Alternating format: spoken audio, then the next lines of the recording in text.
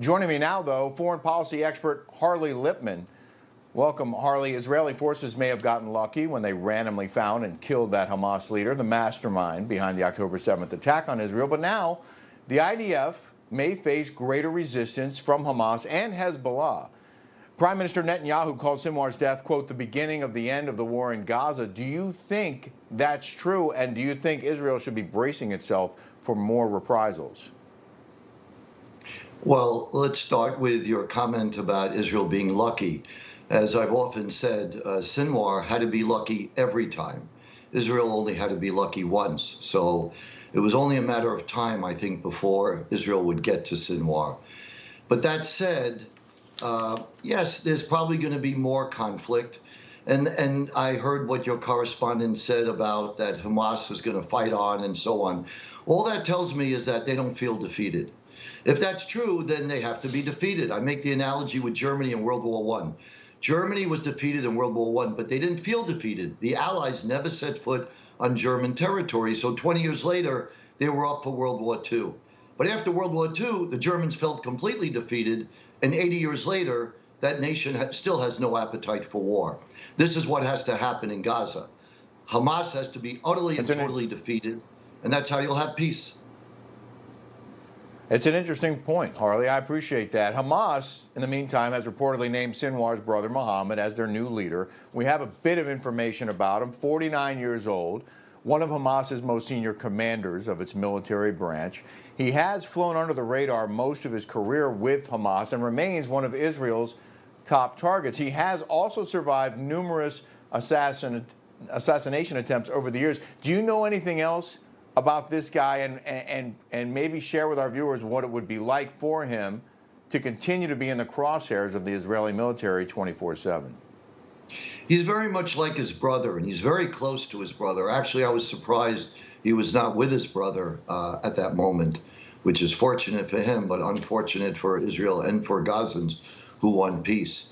So what I can tell you, though, is I think where the real power lies is with Qatar. Qatar has the purse strings, and they should be able to use this as an opportunity to have Hamas surrender. If they surrender, they will have free passage to a country like Algeria. Israel will not kill any of them. And then you'll have peace in Gaza. And then you bring in the Saudis, the Egyptians, the Emiratis to rebuild, have reconstruction, and you embrace Gazans who are against Hamas. Because I've got to believe that there are enough people there who look around and say, look what Hamas brought us, death and destruction everywhere. So I think this is a great hope for peace, but it really speaks to the strategy of having closure by having one side give up and the other side win, like Germany and Japan in World War II. And that's how you'll have resolution. You know, I want to say one other thing which is really important, and that is that people talk about a ceasefire. A ceasefire is a loss for Israel and a victory for the enemies of Israel and the United States. Why? All it is kicking the can down the road. It's temporary. And what's going to happen with the ceasefire? Hezbollah, Hamas, and Iran will rearm and regroup to attack again. There was a ceasefire. And we've seen that.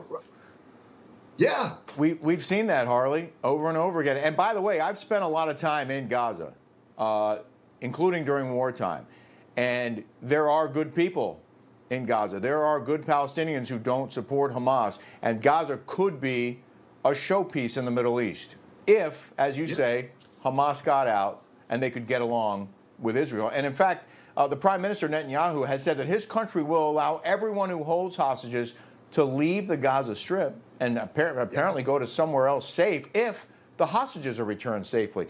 Is there any chance now, with perhaps this foreign influence and perhaps with the people of Gaza maybe rising up against what's left of Hamas, any chance that that could actually happen in the near future? We certainly hope so. That is really would be the best path to peace.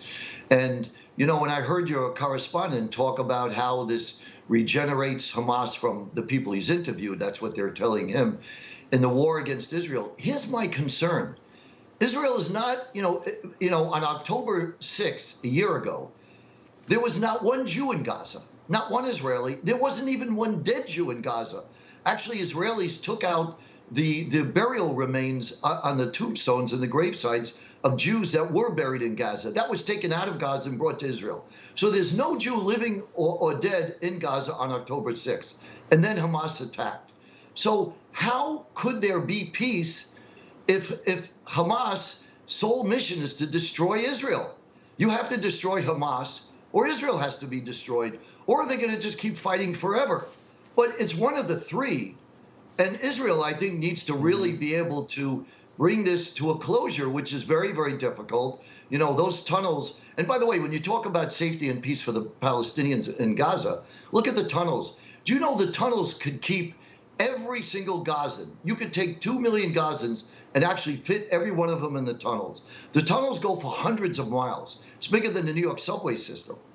So, you know, if they're really concerned about peace and safety, Hamas could have done a lot to protect their people if they wanted to, but they're actually using their people, exploiting them to turn the world against Israel successfully. For sure. Harley Lippman, we're going to leave it there. Thank you so much for joining us on this Friday.